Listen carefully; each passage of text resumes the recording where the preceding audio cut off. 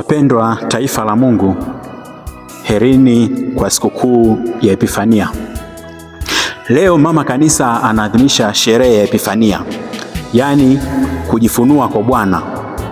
Hatumsherekei Kristo aliyejificha, bali Kristo ambaye amejifunua kwetu kama mwanga wa mataifa, mwanga wa ulimwengu, si kwa Wayahudi peke yao, bali kwa kila mtu, kwa matajiri na maskini, kwa wenye elimu na wasio na elimu, kwa walio karibu na walio mbali. Epifania inatukumbusha kwamba Mungu hataki mtu yoyote kubaki katika giza. Masomo ya leo yatatuongoza katika kutafakari sherehe hii. Somo la kwanza kutoka nabii Isaya sura ya 60 aya ya kwanza mpaka ya 6. Nabii anaongea na Yerusalemu iliyokuwa imechoka, iliyojeruhiwa na uhamisho, hofu na kupoteza matumaini kabisa. Kiroho, Israeli kama taifa lilikuwa gizani. Kisiasa na kijamii pia watu walikuwa katika hali ya chini. Ndipo nabii anapotoa tangazo lake lenye nguvu akisema, inuka na uangaze kwa nuru, kwa sababu nuru yako imekuja. Hii si nuru ya kawaida, bali ni utukufu wa Bwana unaong'aa katika giza. Isaya anasema kwamba mataifa yatakuja kwenye nuru hiyo, na wafalme kutoka maeneo mbalimbali watakuja kwenye mwanga huo uliokuja na mapambazuko. Dhahabu na uvumba vitabebwa na wafalme hawa kama alama za ibada, kama ishara za heshima na toba. Kwetu sisi unabii huu unakamilika kwa kuzaliwa kwa Bwana wetu Yesu Kristo, ambaye ndiye mwanga wa mataifa. Katika maisha ya leo, ndugu zangu, giza linakuja kwetu kwa njia nyingi.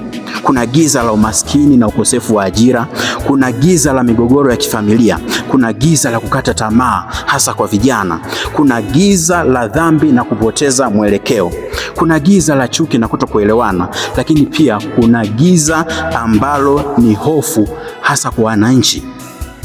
Lakini leo neno la Mungu linatuasa likituambia, inuka, usikae chini kulalamika. Mwanga huu umekuja hata katikati ya matatizo yetu. Kristo amezaliwa katikati yetu. Mtakatifu Yohane wa Msalaba anatutia moyo akisema kwamba mahali penye giza ndipo Mwenyezi Mungu huangaza kwa nguvu zaidi.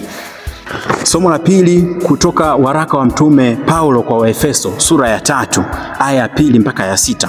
Mtume Paulo anazungumzia fumbo ambalo lilikuwa limefichwa kwa vizazi vingi sana, lakini sasa fumbo hilo limefunuliwa, kwamba mataifa yote watu wataishi kwa pamoja na wataishi kama watu wa ahadi moja chini ya Yesu Kristo.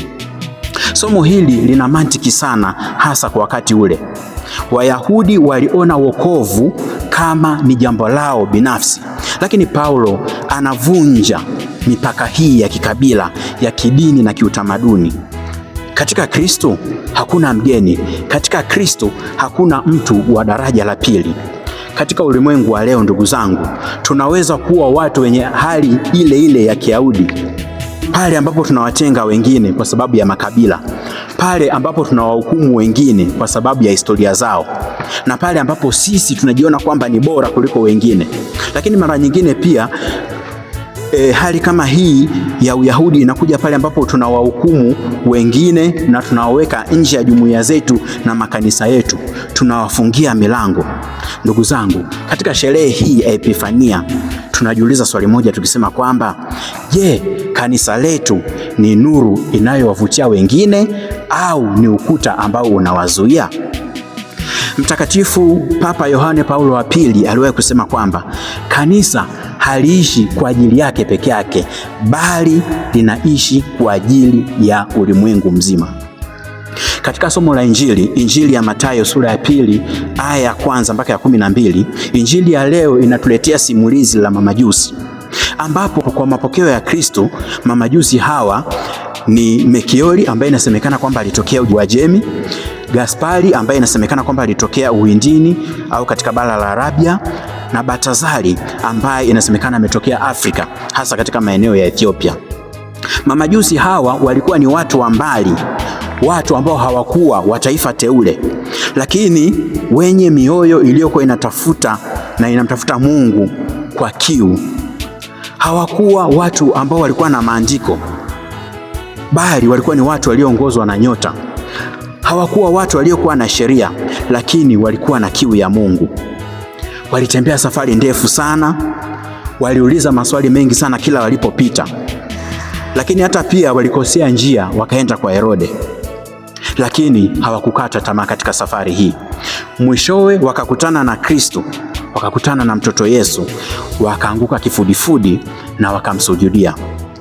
Mamajusi hawa walikuja na zawadi mbalimbali ambazo zina maana sana kwa maisha yetu ya Kikristo.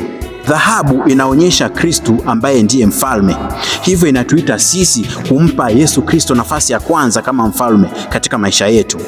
Uvumba inaonyesha umungu wa Kristo, hivyo kutuita sisi kuishi maisha ya sala, imani na uaminifu kwa Mungu. Na manemane inaonyesha mateso na kifo cha Bwana wetu Yesu Kristo, hivyo kutuita kubeba misalaba yetu ya kila siku, yani majaribu, maumivu na kujitoa, hasa kwa wale wanaohitaji kwa moyo wa upendo.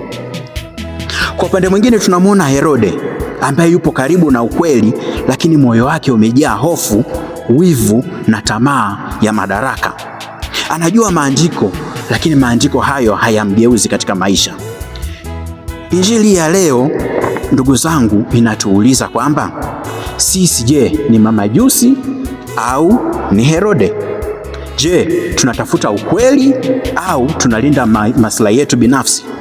Na pale ambapo tunapata mwanga, je, tunamsujudu Mungu au tunapanga kumkataa? Wapendwa taifa la Mungu, Epifania si kumbukumbu ya zamani, bali ni wito wa kila mmoja wetu leo. Kristo anajifunua kwetu, lakini anatuhitaji mimi na wewe ili wengine waweze kumpata yeye Kristo.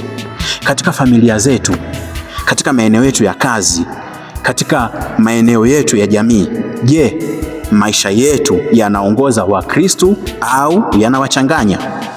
Ndugu zangu, leo tuombe neema ya kuinuka na kuangaza kama Isaya alivyosema, kukubali watu wote bila kubagua kama Paulo, na kumtafuta Kristo ambaye anatubadilisha katika maisha kama vile mamajusi walivyobadilishwa. Mtakatifu Teresa wa Avila anatukumbusha kwamba Kristo hana mikono leo, ila anahitaji mikono yako. Kristo hana miguu leo, bali anahitaji miguu yako. Bwana aliyejidhihirisha kwa mataifa atudumishe katika nuru yake sasa na hata milele. Tumsifu Yesu Kristo.